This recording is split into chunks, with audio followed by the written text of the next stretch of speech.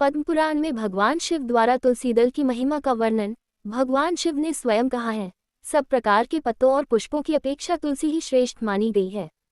तुलसी परम मंगलमय, समस्त कामनाओं को पूर्ण करने वाली, शुद्ध, श्री विष्णु को अत्यंत प्रिय तथा वैष्णवी नाम धारण करने वाली है।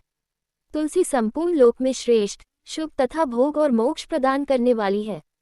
भगवान श्री विष्णु ने पूर्वकाल में संपूर्ण लोकों का हित करने के लिए तुलसी का वृक्ष रोपा था।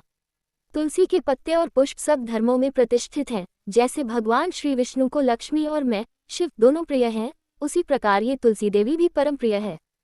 हम तीनों के सिवा कोई चौथा ऐसा नहीं जान पड़ता जो भगवान को इतना प्रिय हो। तुलसी दल के बिना दूसरे फूलों, पत्तों तथा चंदन आदि के लेपों से भगवान श्री विष्णु को उतना संतोष नहीं होता। जिसने तुलसी दल के द्वारा पूर्ण श्रद्धा के साथ प्रतिदिन भगवान श्री विष्णु का पूजन किया है, उसने दान, होम, यज्ञ और व्रत आदि सब पूर्ण कर लिए। तुलसी दल से भगवान की पूजा कर लेने पर कांति, सुख, भोग सामग्री, यश, लक्ष्मी, श्रेष्ठ कुल, शील, पत्नी, पुत्र, कन्या, धन, राज्य, आरोग्य, ज्ञान, विज्ञान, वेद, वेदन, शास्त्र, पुराण, तंत्र और संहिता सब कुछ मैं शिव करतलगत समझता हूँ। जैसे पुण्यसलीला गंगा मुक्ति प्रदान करने वाली है, उसी प्रकार ये तुलसी भी कल्याण करने वाली है। यदि मंजरी युक्त तुलसी पत्रों के द्वारा भगवान श्री विष्णु की पूजा की जाए तो उसके पुण्यफल का वर्णन करना असंभव है। जहाँ तुलसी का वन है, वही भगवान कृष्ण की समीपता है तथा वही ब्रह्मा और लक्ष्मी जी भी संपूर्ण देवताओं के साथ विराजमान हैं। इसलिए अपने निकटवर्ती स्थान में तुलसी देवी को रोपकर उनकी पूजा करनी चाहिए। तुलसी के निकट जो स्तोत्र मंत्र आदि का जप किया जाता है, वह सब अनंत गुना फल देने वाला होता है।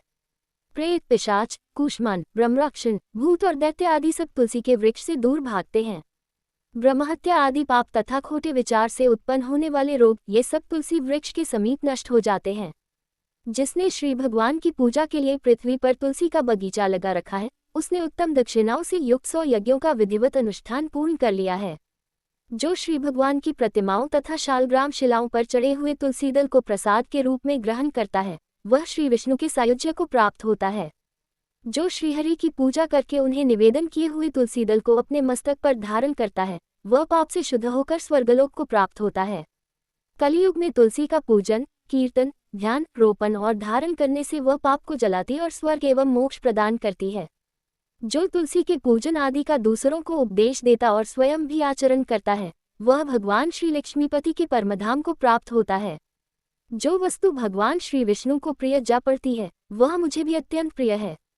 श्राद्ध और यज्ञ आदि कार्यों में तुलसी का एक पत्ता भी महान पुण्य प्रदान करने वाला है। जिसने तुलसी की सेवा की है, उसने गुरु, ब्राह्मण, देवता और तीर्थ सबका भली भांति सेवन कर लिया। जो शिखा में तुलसी स्थापित करके प्राणों का परित्याग करता है, वह पापराशि से मुक्त हो जाता है। राजसूय आदि यज्ञ, भांति भांति के व्रत तथा संयम के द्वारा धीर पुरुष जिस गति को प्राप्त करता है, वही उसे तुलसी की सेवा मिल जाती है। तुलसी के एक पत्र से श्रीहरि की पूजा करके मनुष्य वैष्णवत्व को प्राप्त होता है, उसके लिए अन्यान्य शास्त्रों के विस्तार की क्या आवश्यकता है। जिसने तुलसी की शाखा तथा कोमल पत्तियों से भगवान श्री विष्णु की पूजा की है, वह कभी माता का दूध नहीं पीता, अर्थात उसका पुनर्जन्म नहीं होता। कोमल तुलसी दलों के द्वारा प्रतिदिन श्रीहरि की पूजा करके मनुष्य अपनी सैकड़ों और हजारों पीढ़ियों को पवित्र कर सकता है। ये तुलसी के प्रधान गुण हैं। तुलसी के संपूर्ण गुणों का वर्णन तो बहुत अधिक समय लगाने पर भी नहीं हो सकता।